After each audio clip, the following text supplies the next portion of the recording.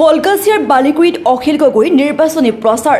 ধুবুৰী লোকসভাৰ কংগ্ৰেছ প্ৰাৰ্থী ৰকিবুল হুছেইনৰ হৈ নিৰ্বাচনী প্ৰচাৰ চলাই অখিল গগৈয়ে বিজেপি আৰু এআইইউডিএফক তীব্ৰ ভাষাৰে সমালোচনা কৰে অখিল গগৈয়ে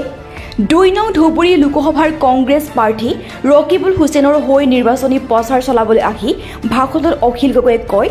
অসমীয়া জাতিৰ আটাইতকৈ ডাঙৰ গাদ্দাৰ হ'ল হিমন্ত বিশ্ব শৰ্মা আৰু মুছলমান সমাজৰ আটাইতকৈ ডাঙৰ গাদ্দাৰ হ'ল মৌলানা বদৰুদ্দিন আজমল গগৈয়ে এআইইউডিএফক আৰু বিজেপিক তীব্ৰ সমালোচনা কৰি কয় যে আমি তিনি গগৈয়ে মিলি উজনি অসমত বিজেপি চাফা কৰিলোঁ এতিয়া নামনিত বিজেপি আৰু এআইইউডিএফ নামৰ সাম্প্ৰদায়িক দল দুটা তলা চাবি মাৰি ব্ৰহ্মপুত্ৰ নদীত দলিয়াই দিম বুলি কয় তেখেতে কয় যোৰহাট ডিব্ৰুগড় কৰিমগঞ্জ নগাঁৱত বিজেপি হাৰিব বিজেপিয়ে গোটেই অসম মিলি মাত্ৰ ৫খন আসন পাব বুলি কয় অখিল গগৈয়ে তেখেতে ভাষণৰ মাজতে হিমন্ত বিশ্ব মুৰ্দাবাদ নৰেন্দ্ৰ মোদী মুৰ্দাবাদ বদৰুদ্দিন আজমল মুৰ্দাবাদ আদি শ্লোগান দি পৰিৱেশ উত্তাল কৰি তোলে মুছলমান সমাজৰ আটাইতকৈ ডাঙৰ গাদ্দাৰজনৰ নামটোৱেই হ'ল মৌলানা বদৰুদ্দিন আজমল যদি সঁচাকৈ আপোনালোকে অসমত শান্তিৰে থাকিবলৈ হয় আপোনালোকৰ এই এআইডিএফ নামৰ পাৰ্টিটোক নাইকিয়া কৰি দিব লাগে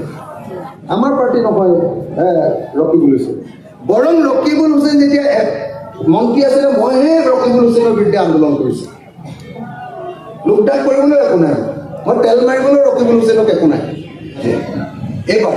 আপোনালোকে যোনে কি কথা নকওক লাগে মই ধুবুৰীত আছিলোঁ 7 দিন 7 দিনৰ ভিতৰত গোটেই ধুবুৰীত হাৱা সলনি হৈ গ'ল এতিয়া মৌলানা বদৰুদ্দিন আজমলৰ পাৰ্টিৰ মিটিঙত 200 মানুহো নহয়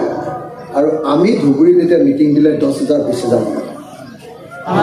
অসমৰ আটাইতকৈ দালাল বিধায়কজনৰ নাম কৰিবুদ্দিন বৰদলৈ একদম পৃথিৱীৰ 2 নম্বৰ সাধু বুলি ক'লে আমাৰ গোটেই সবে জানে যে ই আটাইতকৈ ডাঙৰ দালাল আৰু অসম বুজিছে না ইলেকশ্যনৰ সময়ত সদায় মিটিংবিলাকত ফুটো দিয়ে হয়নে নহয় এই যে এনেকৈ পানী বটল এটা লয় ফু ফু ফু কৈছে কৈ দিয়ে হয়নে নহয় এইটোতো পৃথিৱীৰ অন্ধবিশ্বাস হয়নে নহয় বাৰু এইটোতো আচলতে ফুটো কোৱাৰ কাৰণে বদৰুদ্দিন আজমলে জেলত যাব লাগে আচলতে হিমন্তই যে আইনখন বনাইছে এইটো ক'লেতো জেলতে যাব লাগে হয়নে নহয় এই আজমল সঁচাকৈ এজন গাদ্দাৰ মুছলমান সমাজৰ আটাইতকৈ ডাঙৰ গাদ্দাৰজনৰ নামটোৱেই হ'ল মৌলানা বদৰুদ্দিন আজমল যদি সঁচাকৈ আপোনালোকে অসমত শান্তিৰে থাকিবলৈ হয় আপোনালোকৰ এই এআইডিএফ নামৰ পাৰ্টিটোক নাইকিয়া কৰি দিব লাগে ইতিমধ্যে তিনি গগৈয়ে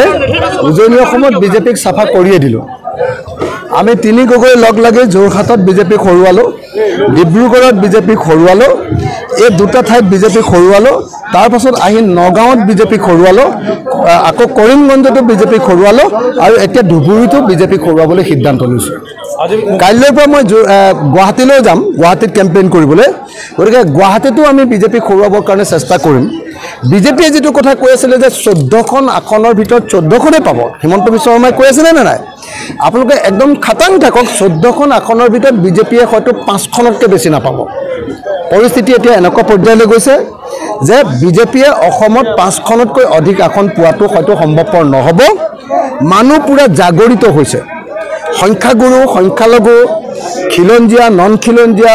বহিৰাগত যোনে নহওক লাগিলে সকলো মানুহে একেলগতে সিদ্ধান্ত লৈছে যে যথেষ্ট হ'ল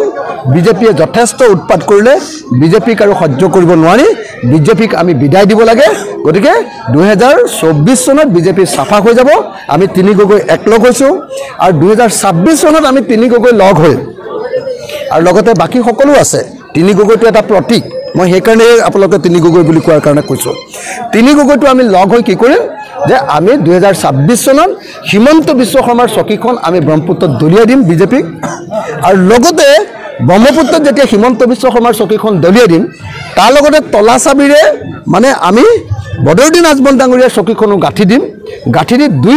দুটা সাম্প্ৰদায়িক দলক আমি ব্ৰহ্মপুত্ৰত উটুৱাই দিম 26 চনত আমি বিৰোধী ঐক্যমঞ্চৰ তৰফৰ পৰা চৰকাৰ গঠন কৰিম অসমৰ সকলো মানুহে জানে যে অসমৰ সংখ্যালঘু ৰাইজৰ আটাইতকৈ ডাঙৰ গাদ্দাৰজনৰ নাম হিমন্ত বিশ্ব শৰ্মা সামগ্ৰিকভাৱে অসমীয়া জাতিৰ আটাইতকৈ ডাঙৰ গাদ্দাৰজনৰ নাম হিমন্ত বিশ্ব শৰ্মা আৰু সংখ্যালঘু ৰাইজৰ আটাইতকৈ ডাঙৰ গাদ্দাৰজনৰ নামটো হ'ল মৌলানা বদৰুদ্দিন আজমল ডাঙৰীয়া মৌলানা বদৰুদ্দিন আজমল ডাঙৰীয়াক এতিয়া সংখ্যালঘু ৰাইজে বিশ্বাসঘাতক বুলি আৰু গাদ্দাৰ বুলি ইতিমধ্যে চিনাক্তকৰণ কৰিছে। মৌলানা বদৰুদ্দিন আজমলৰ এইবাৰ ৰাজনীতিৰ শেষবাৰ, এইবাৰে তেওঁ শেষবাৰৰ কাৰণে MP খেলিব আৰু এইবাৰ তেওঁ MPত হাৰিব আৰু তেওঁলোকে 3খন আসনত যে ইলেকশ্যন খেলিছে এই 3খন আসনতে হাৰিব আৰু এইবাৰ বদৰুদ্দিন আজমলৰ AIDF পাৰ্টিটো 0 হ'ব, তেওঁলোকৰ ফলাফল 0 হ'ব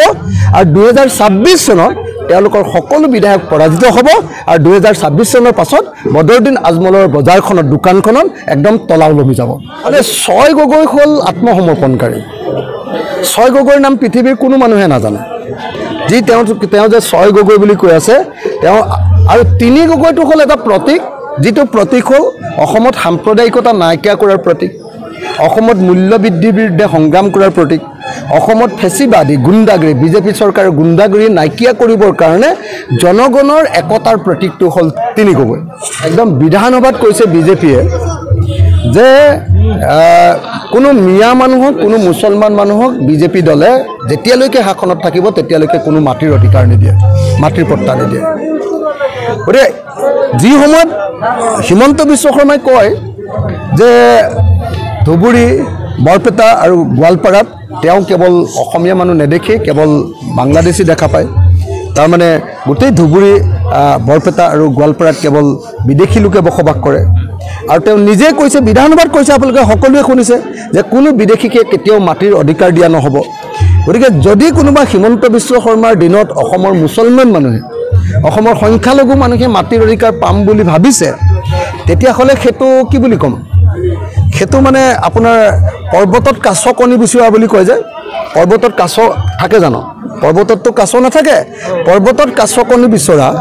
আৰু বিজেপি চৰকাৰ, হিমন্ত বিশ্ব শৰ্মা চৰকাৰৰ দিনত সংখ্যালঘুৱে মাটিৰ পট্টা বিচৰা এইটো একেটাই কথা। গতিকে মই সকলোকে ভাবোঁ যে এইবাৰ বিজেপিক আমি